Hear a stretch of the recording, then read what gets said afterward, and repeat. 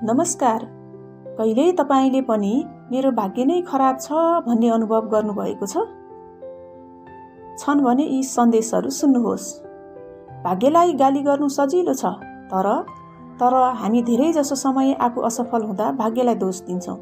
तर कतै तपाईले प्रयास गर्न छाड्नु भएको त छैन?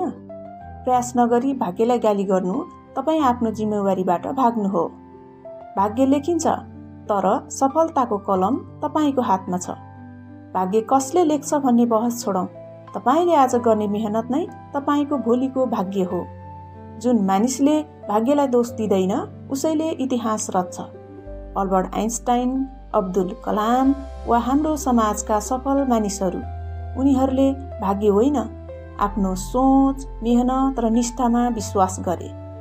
कुरा बदल्ने होइन, सोच बदल्ने समय हो। सोच बदल्दा परिस्थिति बदलिन्छ। गुनासो गरेर होइन, योजना बनाएर अघि बढ्नुहोस्। 3 टिप्स जुन तपाईको भाग्य बदल्न सक्छ। दैनिक लक्ष्य बनाउनुहोस् र कार्यान्वयन गर्नुहोस्। आफ्नो कमजोरी चिनेर त्यसमा काम गर्नुहोस्। सकारात्मक सोच र सही संगत अपनाउनुहोस्। धन्यवाद।